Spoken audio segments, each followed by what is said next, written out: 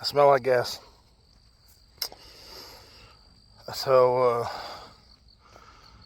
I spent all day working on a carburetor. The bike would spit and sputter. Wasn't my bike, but I was getting paid to work on it. It would spit and sputter if you put it under a load. And put it in gear, try and go. Open the throttle up about halfway. Took the carburetor apart because I figured, it was nasty and whatever. Everything looked fine. Carburetor looked just fine. It could stand to be rejetted, but other than that, it was fine. Put it back together, drained the gas, put new gas in it.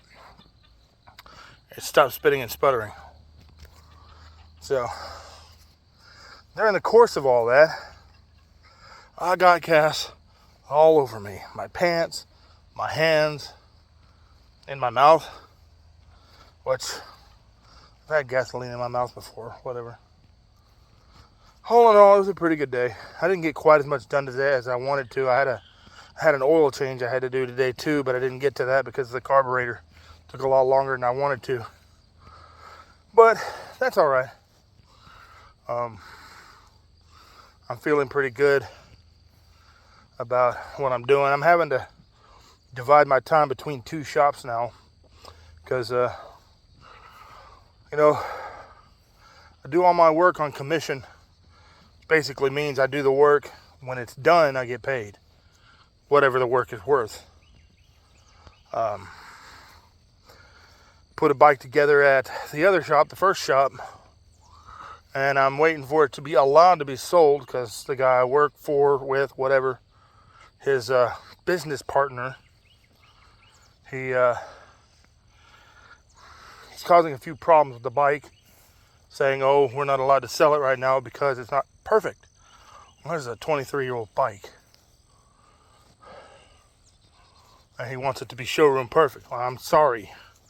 It's not going to be showroom perfect. But it runs, everything. It does what it's supposed to. It looks good. It's just been repainted. There's no reason for him to do that. So my pay is tied up in that. More work in that shop. I got to wait for the guy who owns the shop to finish certain bits of work he has before I can continue with what I've got there. So this new shop, which doesn't have a name yet, technically it's going to be my shop, but not my shop. It's hard to explain. I'm going to be doing the work. I'm going to be doing all the mechanic stuff. This other guy is mostly just going to be, he's giving me a place to work. He'll be buying bikes also, so I can fix them and he can flip them.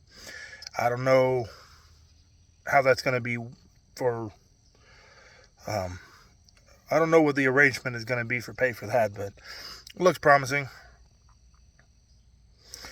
And I'm going to look for more work besides that because I need money.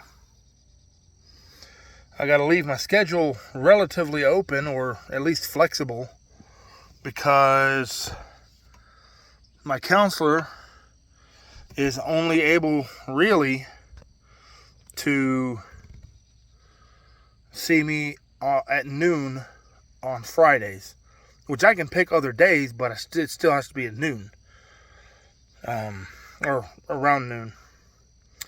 Most businesses aren't going to let you break away for that. And my wife is still the one, or soon to be ex-wife, is still the one deciding when I do and don't get to see my kids, even though there hasn't been a court order. She refuses to let me see them by myself. She has to sit there and babysit, and we have to go wherever she wants to go. So because of those two aspects, I have to leave my schedule extremely flexible, which limits my employment.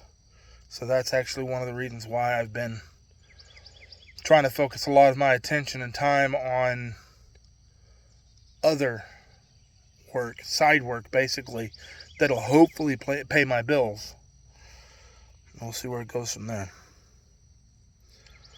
This divorce has made things extremely complicated because, well,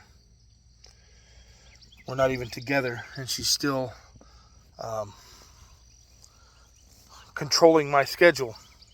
My schedule still revolves around hers, and we're not even together anymore. And it's because she wants to control the kids' time and where they go.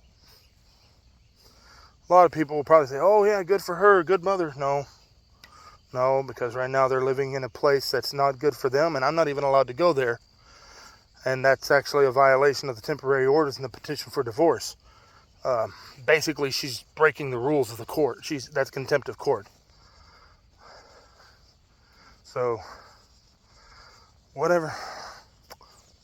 Don't even live with her anymore. And my schedule, it depends on her. It revolves around her.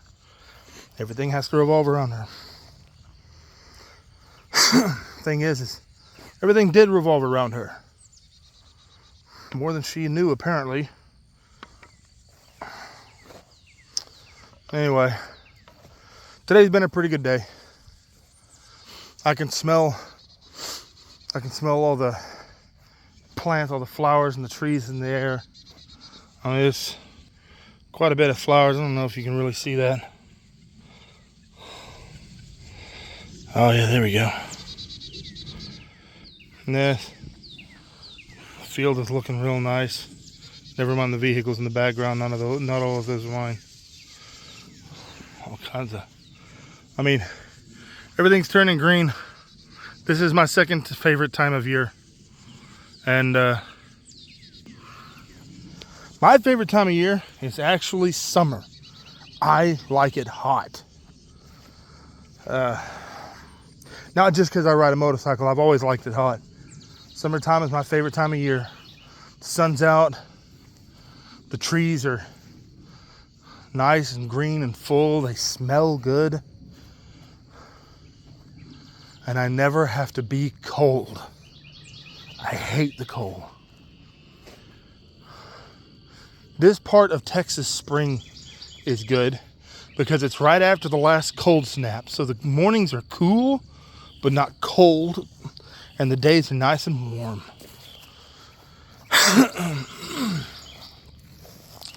Yeah, my favorite time of year.